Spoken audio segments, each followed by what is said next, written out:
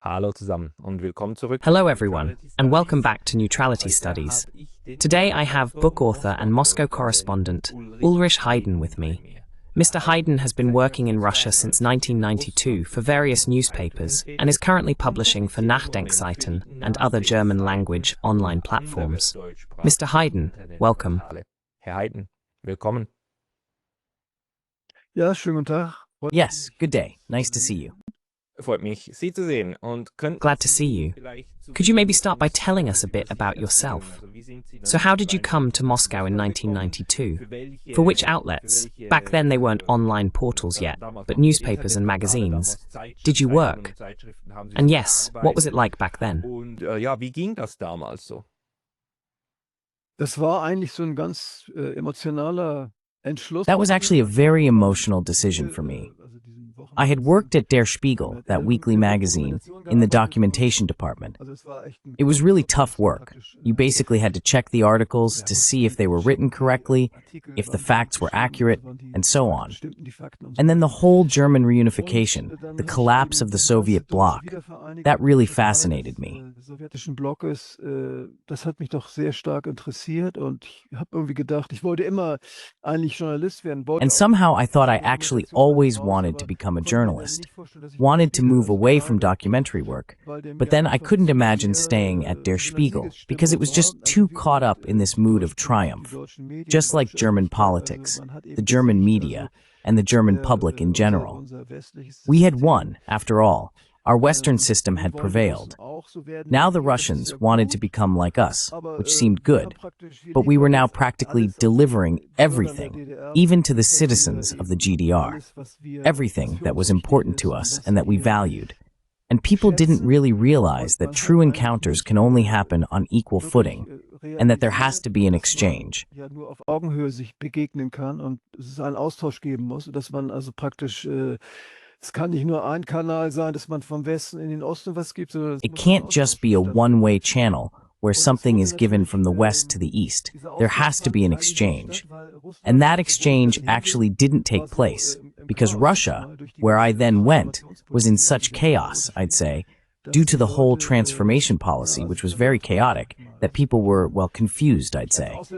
As a foreigner, I was always in demand, but in artistic circles, they only wanted me to help them show their paintings in Europe. And some young Russians hoped to get to know me somehow, maybe even start a relationship with me. Naja, also mich kennenzulernen, vielleicht mit mir ein Verhältnis anzufangen. Naja, es war einfach, also alle waren irgendwie in einer So everyone was somehow in an emergency situation. It's hard to imagine today, because Russia is now what you'd call a prosperous state, still with problems, but it can feed itself. And that wasn't the case back then. So I came to Hamburg, my hometown, and my stepmother's brother, who was a businessman, raised his finger and said, well, the Russians still owe us money. Strange, yes, such a peculiar attitude. They were already down, the state had collapsed, and yet people were still demanding repayment and reminding them, yes, we lent you money. Und erinnert daran, ja, wir haben euch mit Geld ausgeholfen. Ja, das war, diese ganze Stimmung war für mich so. Yes, that whole atmosphere was so hard for me to bear.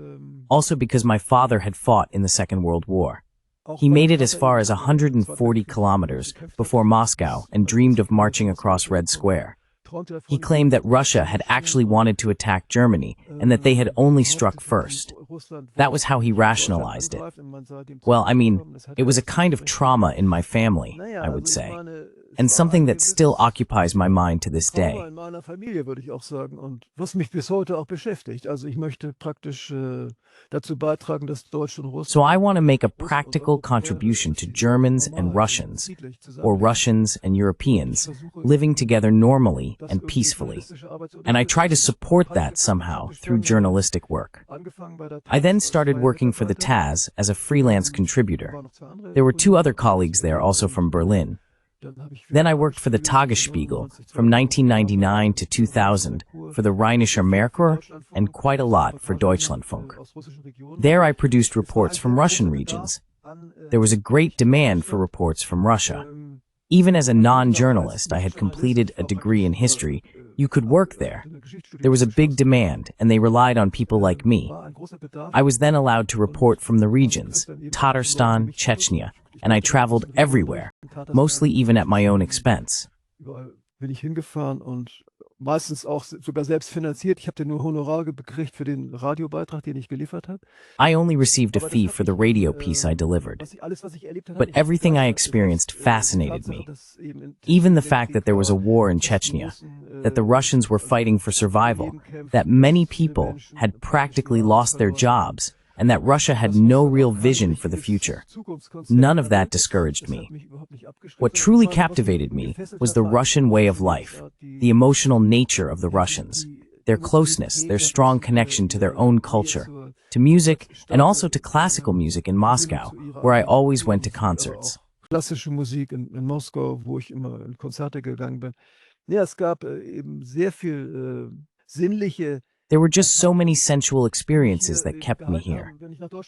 When I went to Germany, I told my friends about them. At first, they found it quite interesting and exciting, but then it somehow became boring.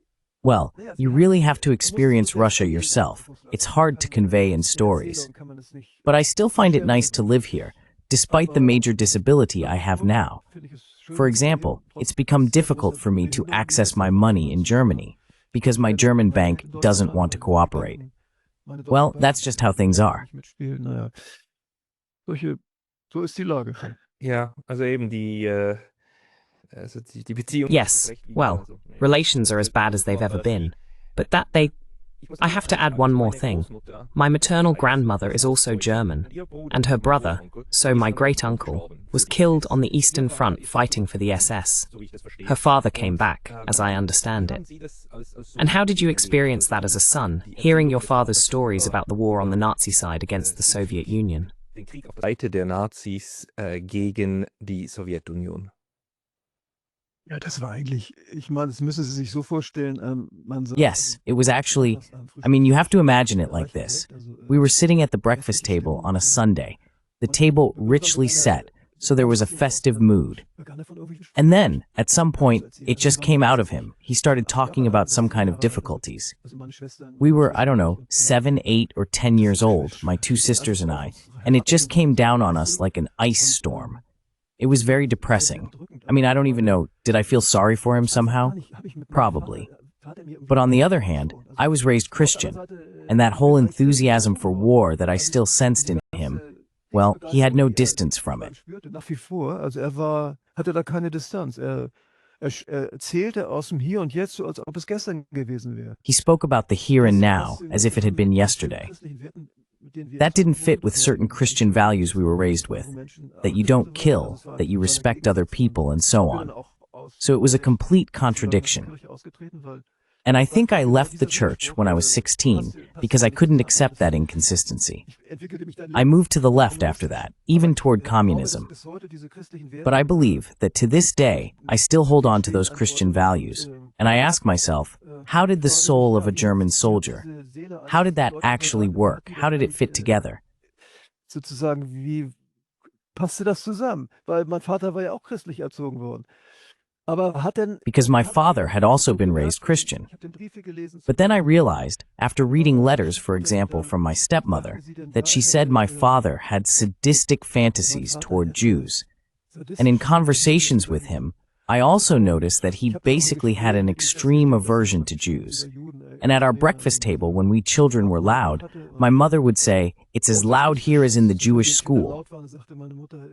You have to imagine that. This was before 1980, in the 1960s. But that was considered normal. In den 60er Jahren, ne? Das war aber normal. Also ich meine, man hat eben als deutsche konservative Well, Familie, as a German conservative family, maybe you didn't say anything openly against Jewish people, but it was always there underneath. In fact, that National Socialist ideology hadn't really been eliminated yet. All those stereotypes about Slavic people supposedly living in an underdeveloped way, except maybe for the upper class, and also about the Jews who killed Christ, those kinds of stories were still part of the family narrative, within the families themselves. And you really couldn't talk about it, because there was also a fear of even bringing it up. Es war eine Angst, auch darüber zu sprechen. Ich habe dann also angefangen, linke Zeitung zu lesen, habe dann meinen Vater So I started reading leftist newspapers and confronted my father, telling him I had read an article claiming that German big business had financed Hitler. And then there was just an iron silence. He had no arguments, maybe nothing factual to say against it. But he simply wasn't able to discuss it at all. That was a completely different generation. At our school, leaflets were handed out against the report card terror. The leftist youth said, "We don't want grades anymore. That's narrow-minded specialization," and so on. Keine Noten mehr, das ist also Fachidiotentum und so weiter. Und naja, ich habe das alles. Well, I went through all of that, because for me, it was really a way out of that conservative world. And then he said, yes, there will always be report cards, there will always be grades. Maybe he was even right about that, but he wasn't able to have that kind of dialogue. And he was a soldier. He was still a soldier. And that soldierly attitude, actually, it frightened me. It repelled me. Today, at the age of 71, I can say I feel sorry about that, because he grew up at 19 during the Hitler era. He lived in Hanover. The whole street had swastika flags hanging out of the windows, and the other young people teased him because there was no swastika flag hanging from his house. Die Jugendlichen hänselten irgendwie so in seinem Haus keine Hakenkreuzflagge hing. Und da hat die irgendwo eine Flagge organisiert, hat die aus dem Fenster gehängt und dann hat Somewhere, a flag was obtained, and he hung it out the window. And then his father, my grandfather, was horrified because he was a conservative who wanted nothing to do with the Nazis and didn't trust them. He then sent my father to a very strict boarding school. Well, I have the feeling my father was, of course, part of that Nazi movement. Germany had lost the First World War, had lost its pride, lost territory, and people needed something to be proud of. The Nazis offered themselves as the ones who would restore German national dignity. And well, I remember when I was already in Russia in the 1990s, we went to Fürth in Germany. He wanted to show me the grave of a German emperor. Ein Grab eines deutschen Kaisers wollte mir zeigen. Also war ein sehr national gesinnt. Well, he was very national-minded, and he was also suspicious of others. But of course he was pro-American, clearly, because Germany, as a nation, could never have established itself in the world without that partner, the United States. That just wasn't possible, and he understood that, and he stood for it. But inside him burned a kind of fire of German pride. So I'd say that today, he would probably join the AfD. Würde sich dieser Partei wahrscheinlich anschließen. Darf ich da kurz nachhaken? Also Ihr Vater, der an der Ostfront gekämpft hat. May I briefly follow up on that? Your father, who fought on the Eastern Front and returned, ultimately supported the transatlantic pro-American path. But throughout his life, did he hold negative views toward Jews and Russians, or the Slavic peoples? Or did you still sense hatred toward those groups? Noch immer Hass gegen diese Bevölkerungen. Naja, ich erinnere mich, ich habe in meiner Jugend oder Kind fast noch. Well, I remember that in my youth, or almost still as a child, I read War and Peace. And my father used to play records, for example, Peter and the Wolf by Prokofiev. So he did have a respect for Russian culture, and he also had a respect especially for the Tsars. And he also knew that practically Germans, well, there were Tsars too, like Catherine the Great, and there were others who sat on the Russian throne who were of German origin. He was aware of all that, but he still had the idea that Germany somehow had special rights in Russia.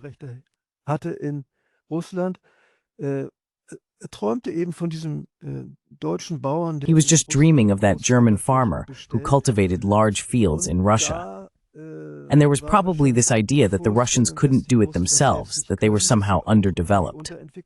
So a sense of superiority that I still feel very strongly in Germany today, one that always played a role, even in all the stories about Russia. For example, starting with the fact that Gorbachev's wife, Raisa, appeared publicly at his side. That was widely celebrated. Öffentlich auftritt, das wurde ja groß gefeiert. Das heißt, Russland That means Russia became somewhat similar to us in its behavior, in how it communicates with the people, and so on. But Russia also has its own culture, its own, how should I put it, its own way of governing the state. What you can see with Putin, for example. I mean, the people are practically, well, there is some criticism, but the people are, emotionally, they are far removed from democracy. The kind of democracy that still existed in the 1990s had a bit of a good flavor, because people thought it would become like Sweden for us, a kind of capitalism with a social face.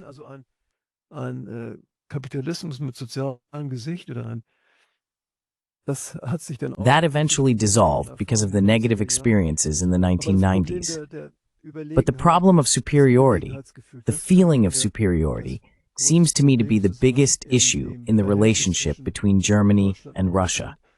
Something the Russians absolutely do not have. Well, they do have an enormous pride in their vast country and in the fact that they were the first in space in the World War, the first satellites, the first manned spaceflight, and that they have rockets that can keep their enemies at bay. And they are also proud of their history, all the battles they have fought, against the Swedes, against the French, and twice against the Germans.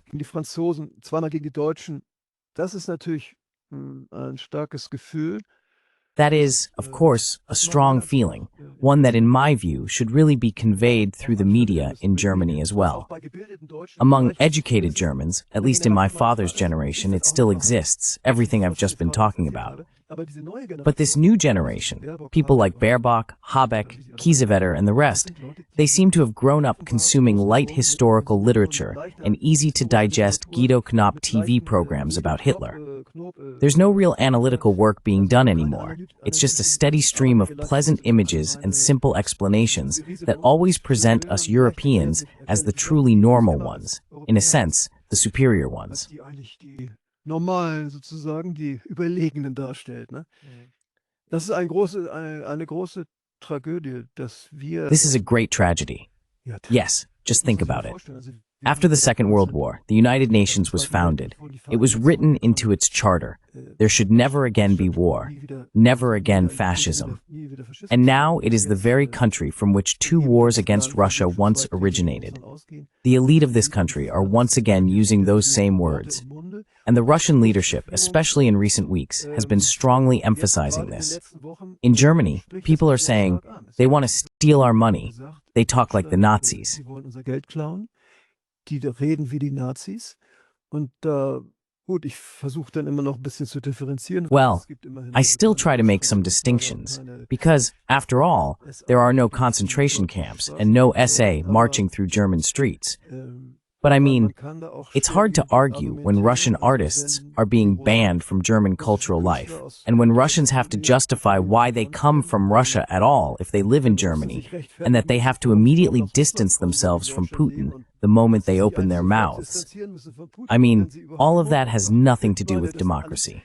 Methoden, die haben mit Demokratie nichts zu tun. Aber und Sie, der als Deutscher jetzt seit über 30 Jahren But you, as a German, who has been living in Russia for over 30 years now, especially now in 2025, are you experiencing similar hostility from Russians toward Germans? Or what happens to you? How are you treated as a German in everyday life? Because I know that in Germany and Switzerland, Russians are being treated really badly. Two of my cousins are married to Russian women, and both say that the way they're treated, the women, I mean, is not pleasant at all right now. They face hostility, they get snapped at, they're practically held responsible, if not explicitly, then implicitly. How is it for you? Wie ergeht es Ihnen? Ja, das ist total merkwürdig. Also ich kann es immer noch kaum... Yeah, that's really strange. I still can hardly believe it, but it's true that as a German in Moscow, whether people already know you or not, you're greeted with genuine joy, really with open, cheerful faces. The young people, as soon as they hear a foreign accent in Russian, their eyes light up right away, and they start speaking English with me. I can tell they have a real desire to speak English, and a few of them even know some German. It happens instantly. They'll come out with their first words, good day, or thank you, please, and so on. Guten Tag oder danke, bitte und so weiter. Ja, das ist wirklich sehr berührend. Yes, that's really very moving, because you can tell that these young people aren't actually opposed to Europe at all. About a year ago, I met a graduating class on the street and asked them, "Where do you want to go after school? Where do you want to do your internship? Do you want to go to Siberia to help build the new big factories there?" The first ones immediately shouted, "Europe, Europe," and so on. I thought, what's going on here? By now, it's known that in Moscow schools, or in Russian schools in general, there's a weekly flag ceremony. They sing the national anthem and raise the Russian flag.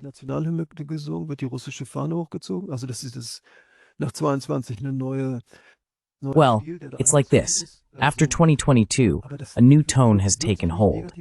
But that doesn't have a negative effect on Germans, because Russian media and politicians don't speak badly about Germans in general, only about specific politicians, von der Leyen, Pistorius, and so on. They mention family names directly and say things like, well, maybe their fathers also fought against us, and that's probably why they want this again, and so on, you know? But there are also people I've known for a long time who meet me at tango events. They're very happy and want to talk with me. Freuen sich sehr und wollen mit mir sprechen und eine sagte, ja, er sei Arzt, war gerade jetzt. One of them said he was a doctor, that he was currently taking a course, and said, "I can't do an interview with you." No, absolutely not. That's not possible. Even the Russians aren't allowed to do that, and so on. Well, it's really a very casual exchange, and I feel it's like being among brothers and sisters, something like that. But the fact that I'm German is actually, well, it's not that I always tell the Russians what they want to hear. That's not the case. They also know that I criticize a lot of things, and that my whole way of life, how I look, how I communicate, differs in some ways from the Russians, and they find that somehow interesting. So, in a way, I'm actually an enrichment for the differences. Also, ich finde das schön und bin froh, das zu hören. I think that's nice, and I'm glad to hear it. On the other hand, I wonder, do we really need to interpret these feelings? I'm quite sure that part of Germany and Europe would interpret it like this. Oh, the Russians actually want to live like Europeans, and they don't really want their system. So we just need to put more pressure on them until they rise up, throw Putin out of the Kremlin, regime change, and that's it. Is that a kind of mentality? Or should I imagine it completely differently? Oder muss ich mir das ganz anders vorstellen? Das könnte man natürlich so interpretieren, aber das ist, Of course, one could interpret it that way, but that would be wrong. It's simply like this. In a wartime situation, and I can feel this as well, people, despite all their respect for Germany, for German technical achievements, for the economy that until recently worked well and was exceptional and exemplary, naturally also have a sense of national pride that expands rapidly during wartime. People just feel, yes, they apparently don't want us, they really want to attack us, and so on. So we really have no choice but to defend ourselves and stand together. And that's why there are no protests in Russia right now.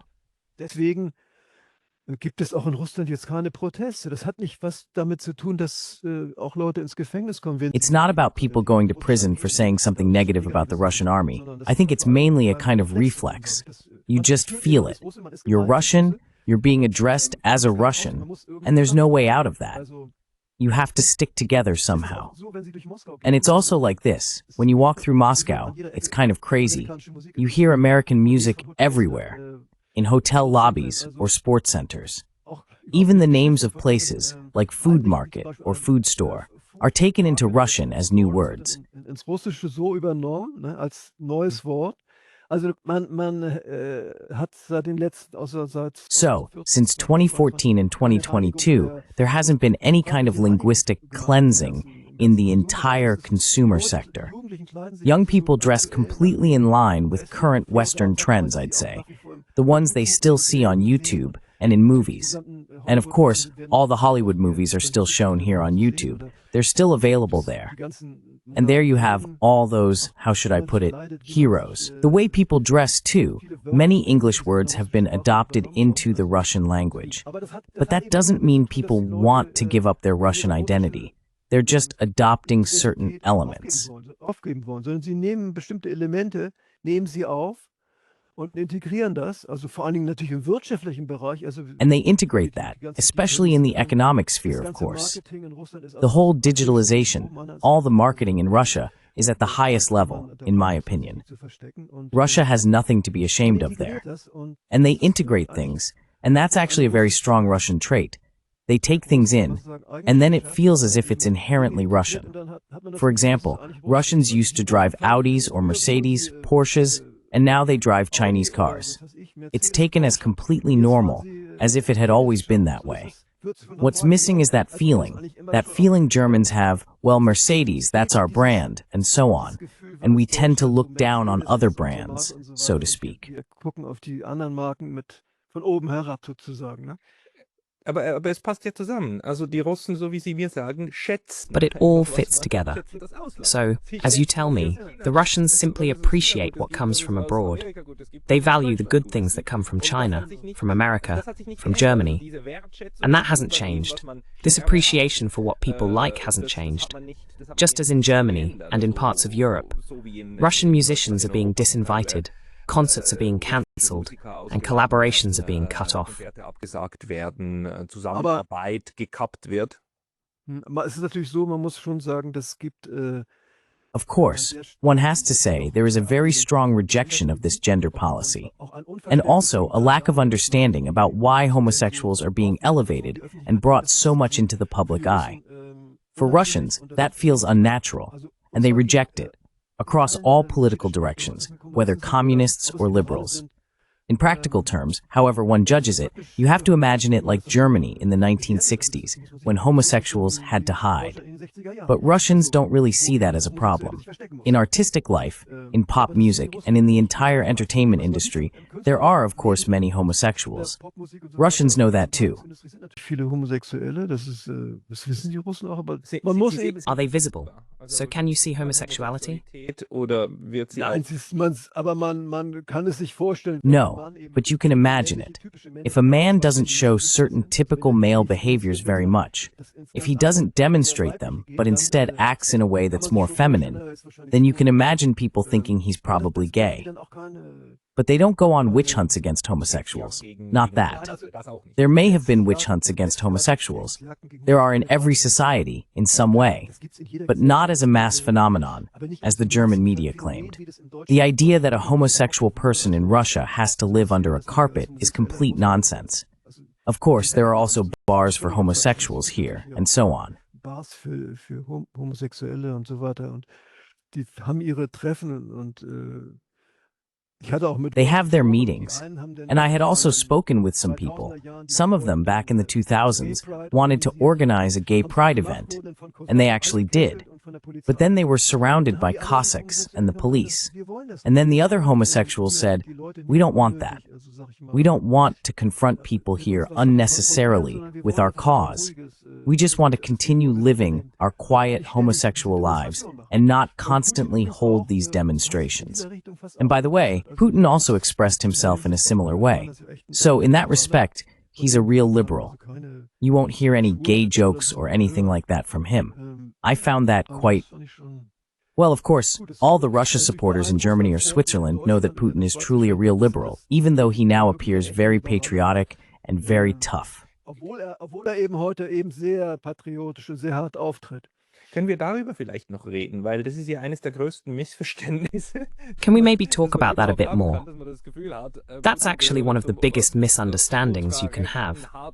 The idea that Putin belongs to the ultra-right hardliner wing of Russian politics, when in fact, he's the moderate one, who keeps those people from taking other approaches. Could you say something about this liberal Putin? And why should we see him as more of a centrist, liberal figure in Russian politics? In der russischen Politik eher mitte-liberal einschätzen muss? Ja, Putin ist praktisch, mal sagen... Yes, Putin is, let's say, practical. Well, that became clear to me in many ways. For example, he doesn't make aggressive or destructive statements about homosexuals. And when it comes to abortion, that's a big issue in Russia. The population is unfortunately still declining. It's now around 146 million, and they say that in a few years it will be only about 141 million. There's also pressure on doctors not to perform abortions. It's practically legal to have an abortion, but there are conservative circles, including in the church and among certain patriots, who want to enforce a ban on abortion. Patrioten, die wollen eben ein Abtreibungsverbot durchsetzen. Und sagt Putin, das ist nicht möglich, das wollen wir nicht. Putin says, that's not possible. We don't want that. Putin says, in response to liberals who demand that Lenin be given a Christian burial as soon as possible, no, we won't do that as long as there are still people in Russia who have a certain respect for Lenin. Putin fully supports the market economy, which in Russia, however, has certain state frameworks, let's say. So it's not an uncontrolled, wild market economy, but one with a certain degree of state direction. Not like in China, but definitely stronger than in Germany. He fully supports that. Da steht komplett hinter. Ist für eine Sozialpartnerschaft. He supports social partnership. When there were conflicts, for example, between the population and a business owner, he tried to persuade the business owner, don't make a mistake there. Wouldn't it be better to secure your cisterns and oil storage properly so that no oil leaks out and you don't have to pay unnecessary costs? Or, he convinced business owners to reverse certain social cutbacks that had been planned in a factory or a town. He's really, I would say, a kind of Ludwig Erhard type or something like that, so actually quite similar to a German liberal politician. Ist ihm eigentlich ähnlich, also und ist praktisch And he is quite practical. For example, when Ludmila Alexeyevna, the chairwoman of the Helsinki Committee, a dissident group with a long tradition going back to the 1970s, died sometime in the 2000s, he personally went to the funeral ceremony and sat next to the coffin. That's a Russian custom, to sit by the coffin. So he sat there, even though this Helsinki group had strongly criticized dictatorships in Russia and Putin himself. So he also sought connections with those liberals. When the Yabloko party dropped out of the Russian Duma because it no longer received enough votes, it was a social liberal, Western-oriented party that still exists today. He publicly stated that he regretted the fact that this party was no longer represented in the Duma. So, I mean, to make a monster out of Putin is completely off the mark. Ja, ich wollte gerade noch fragen, was geht Ihnen durch den Kopf? Yes, I was just about to ask. What goes through your mind when you hear that? In Europe, it's quite a common statement to say that Putin is the new Hitler. I think in Germany, France, basically anywhere in the EU, people can just make that claim. You wouldn't hear someone say, as they might in Germany, oh, you can't make that kind of comparison. Because in Germany, Nazi comparisons are in some cases even punishable by law. But this one can be said. You see it on Twitter all the time. When you hear that, what goes through your mind? Wenn Sie das hören, was geht Ihnen da durch den Kopf? Ja, ehrlich gesagt, yes, to be honest, I haven't been in Germany for quite a while, so I haven't heard it directly from Germans themselves. And with that distance, when you follow it over the internet, you don't feel it as directly, not on your own skin. But to me, it's absolutely terrible. And as a journalist, my immediate impulse is, I have to convey things to Germans that they've forgotten or never knew.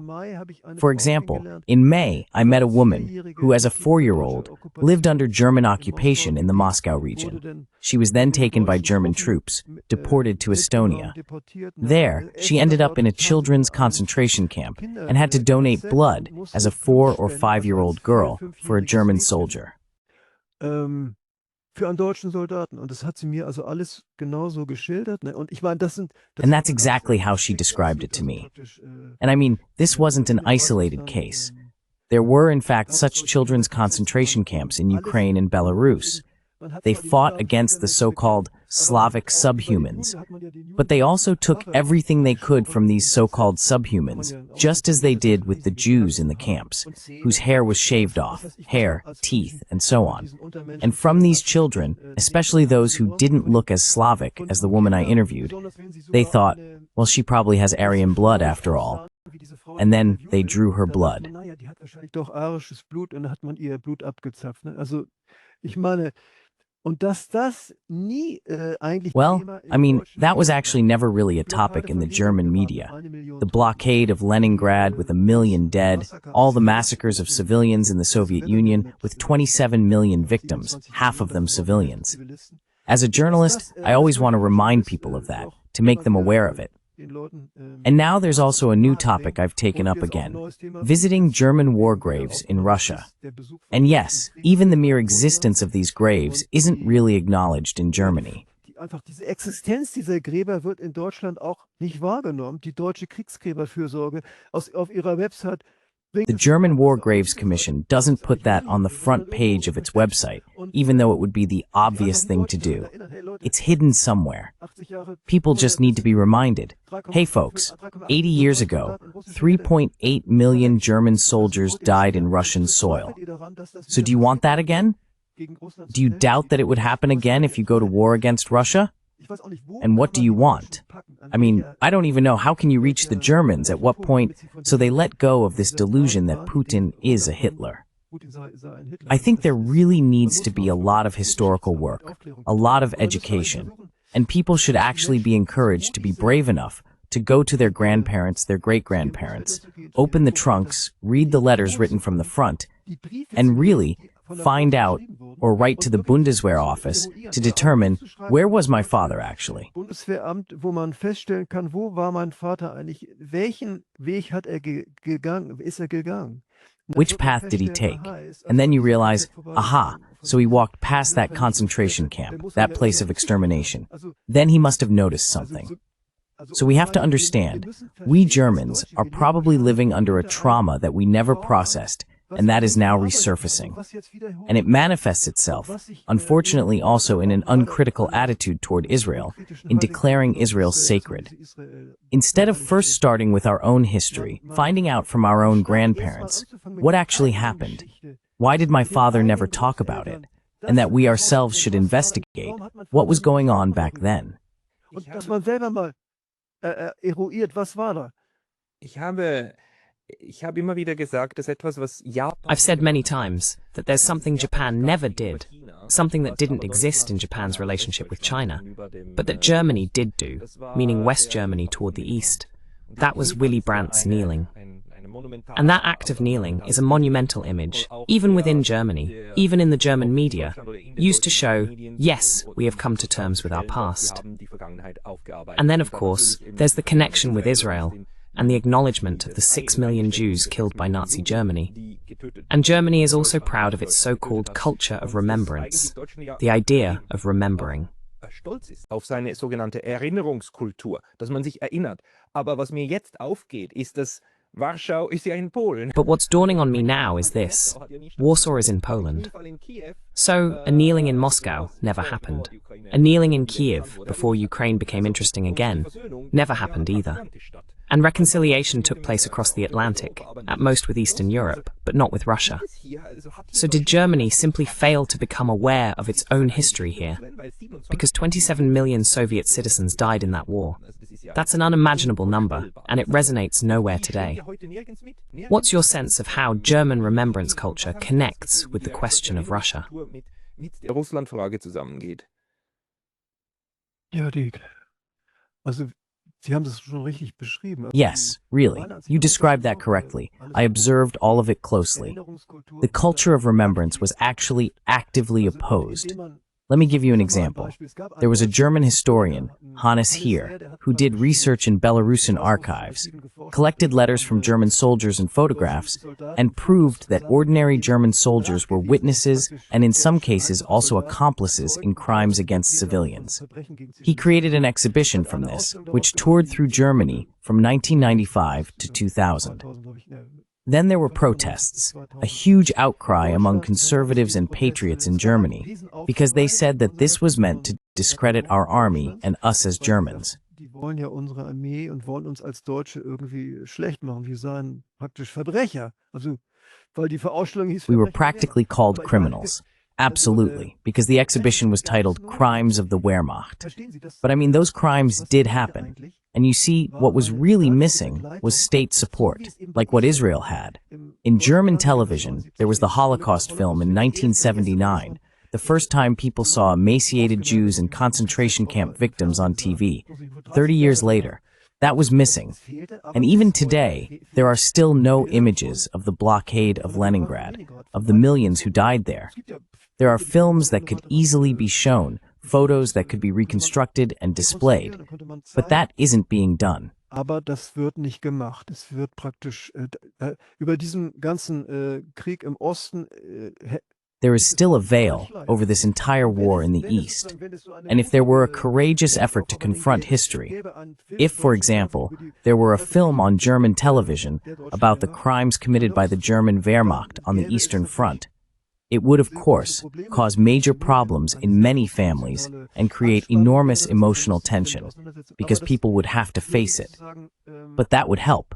The state should support this process of coming to terms with the trauma through its cultural institutions and films. However, if the state acts as if none of it ever happened and only engages in a bit of reckoning with the past when it comes to Israel, that is practically completely inadequate, and yes, even dangerous.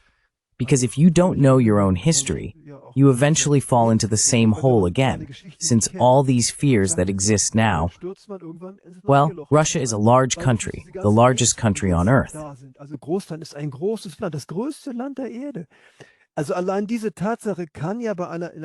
So that fact alone can already be depressing, depending on how it's presented, and can somehow also cause fear.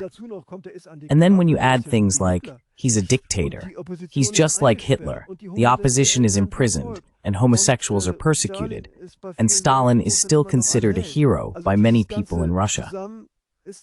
So all of that together is already enough for the German psyche to reject Russia and say, you can't live there, I don't want to go there. Those people are dangerous to me. But one also has to say this. German politics, German media makers, they are not living up to their responsibility as Germans or as Christians if they don't see the Russians as people too, and if they don't recognize Russian culture. They live on the same continent. So how are we supposed to look each other in the eye after this next war that's coming our way? They have to find a way to come together again. That's completely obvious. And anyone who doesn't think that far ahead isn't really a normal politician. That's a warmonger, someone who needs to be voted out at the next opportunity. And that absolutely has to be done, in my view, to save Germany. Und ich frage mich immer wieder, warum die Leute, die stärksten Gefühle gegen I keep wondering why the people who have the strongest feelings about Russia would never actually go there. Although, I have to say, there's another phenomenon. It's the phenomenon that, as an academic, I sometimes face, or have faced before, people telling me, "You're not even a Slavic studies scholar. You don't even speak Russian. How can you presume to have an opinion, a professional academic opinion, about a country you don't understand?"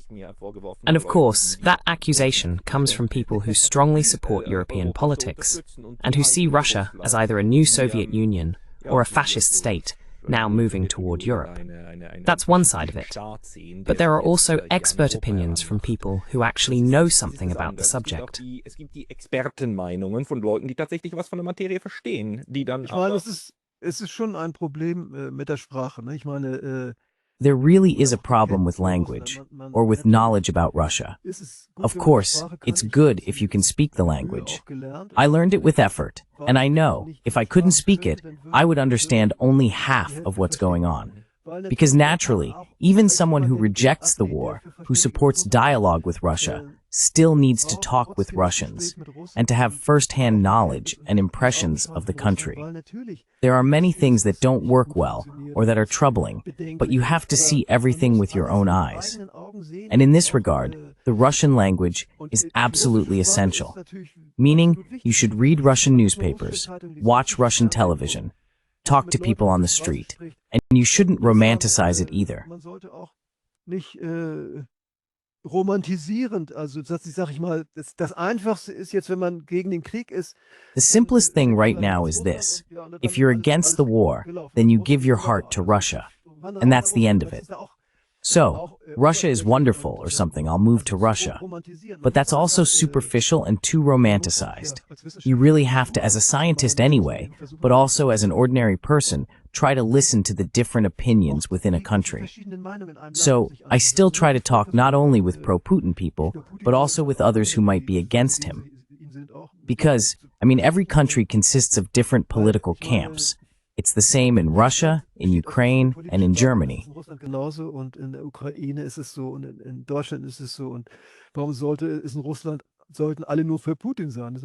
Why should it be that in Russia everyone is only for Putin?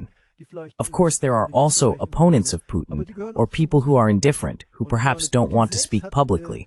But they are also part of the Russian people. And Putin himself is, so to speak, actually a great unifier.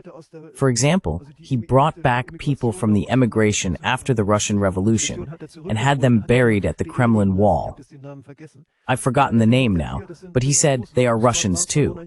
They were monarchists, but they should lie at the Kremlin wall or in some famous cemetery. In a way, he is already a unifier of the Russians. Well, of course, that can also be seen in a negative light.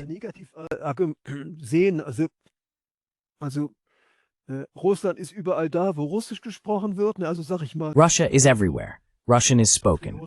Well, let's say there are patriots or Slavophiles who claim that Russia is everywhere. Russian is spoken. And of course, culturally one might say that. But territorially, Russia is clearly defined by its state borders, and it should stay that way. And those who want to go beyond the state borders and perhaps liberate the Russians in Estonia, that's a small minority in my view. There are no expansionist dreams of conquering any territories in Europe. They simply don't exist. Of course, there are a few crackpots, as there are in every society, but in Russia, they have absolutely no influence. Gut, das ist das große Missverständnis. Well, that's exactly the big misunderstanding, the deliberate misunderstanding. Because something that's constantly left out of the German and European discussion is that the whole idea behind Minsk I and II was to keep the Russian-speaking regions of Ukraine within Ukraine. The plan was for them to stay until 2022. But all right, that would be a completely different conversation. Mr. Heyden, for people who would like to read more from you, what are the best platforms to follow you on? Was sind die besten Plattformen, Ihnen zu folgen? Ja, also einmal habe ich eine persönliche Website, Ulrich. Well, first of all, I have a personal website, ulrichheyden.de. You can find all my publications, videos, and articles there. Then I have 2 books I'd like to mention. The first is My Path to Russia, published in 2024. An autobiographical book. And then in 2022, I wrote a book titled The Longest War in Europe Since 1945, Eyewitness Reports from the Donbass, published by Tradition in Hamburg. It's basically a collection of reports from the Donbass, where I went every year between 2014 and 2022. That was essentially my response to the hysteria that broke out when people claimed the war in Ukraine began with the Russian attack on Ukraine, rather than with the separatist movement in the Donbass, which resisted the domination of the nationalist government in Kiev. This ist ein Gespräch, das wir vielleicht im This is a conversation we might be able to continue together again in the new year 2026, because your experience in the Donbass is immense. But I'm glad that today we were also able to talk about the background and Russia's perspective. Mr. Ulrich Heyden, thank you very much for your time today. Ja, vielen Dank. Yes, thank you very much for the conversation as well.